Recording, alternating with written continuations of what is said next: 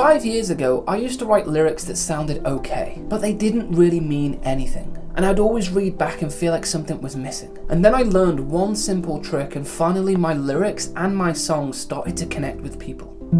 Wish I was a glass you're holding, bringing me closer to your lips every time you take a sip. That was the first time I wrote something that people actually messaged me about. They quoted it back to me, and that had never happened before. And the truth is, it all came from one simple change to the songwriting process. Hey, Danny here from Songwriters International. We help songwriters develop their craft by sharing tips, tricks, and techniques on all things songwriting so that you can go write your best possible songs. So in this video, I'm going to break down that simple change that I made to my lyrical writing that transformed the entire game for me, that is going to allow you to go and write great lyrics with a simple step-by-step method. So let's jump on into this. We're going to go into step 1 of a 3-step process. Now this is what I call stop explaining and start showing. Now here's the first mistake that I used to make, and a lot of songwriters do make this as well. We oftentimes write lyrics that explain how we feel, but don't show the listener. We might say things like, I'm broken inside, I miss you every night, I'm not okay anymore. Now those lines do sound emotional,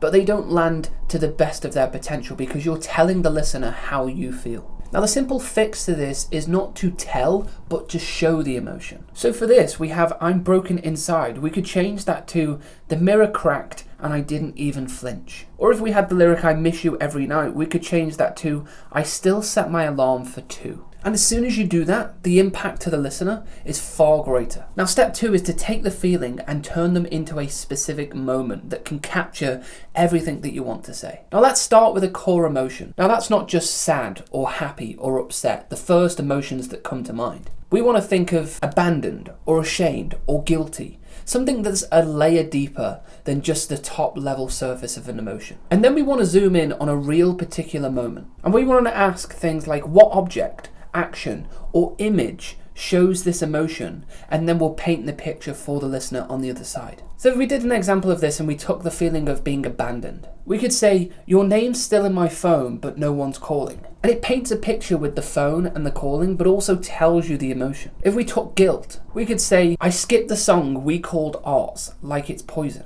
Or perhaps let's use another emotion, which would be longing for someone. The train leaves at 4, but I watch it just in case. And what we're doing here, we're not just writing lyrics, we're not just writing words. You are painting a scene. You are writing out the particular situation for the listener to put themselves into. This is what makes lyrics timeless, but also what makes lyrics stick. And for this to really hit home, we're going to take a look at just a few classic songs by some really big artists. First of all, we have Taylor Swift with the song All Too Well. Now the feeling here is heartbreak, betrayal, lingering and emotional pain. And she has lyrics like, you kept me like a secret, but I kept you like an oath. Or I walked through the door with you, the air was cold.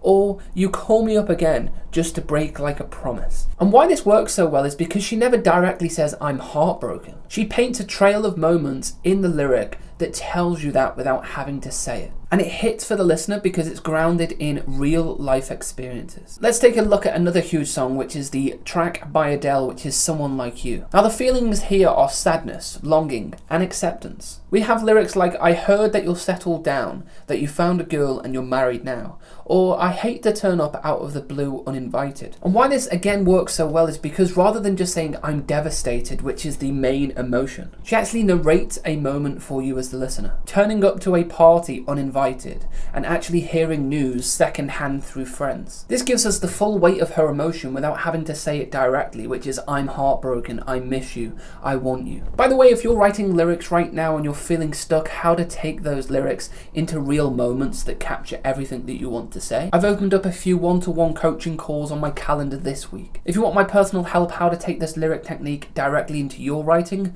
then go ahead in the description below, you can book a call on the calendar and I'd love to speak with you. Alright, now let's move on into step 3, the final piece of the jigsaw. This is what we call using the image test. Now when you've written a lyric out on your piece of paper on your laptop, I want you to ask the question, can I draw this scene? Can I draw this moment out? And if you can't actually imagine yourself drawing this out as an image, then it's too abstract and it really doesn't paint the picture in the way that perhaps you wanted to. I want to give you some examples of lyrics that are images. So we have a super simple example like like, I'm scared you'll leave me. And if we change that now to, I've packed your suitcase twice this week but never zipped it. You can literally imagine yourself in that moment. You could draw that out as an image. Or another example of, I can't move on, could now be, your hoodie's still on the chair and I pretend it's mine. Or the final example here, I miss her.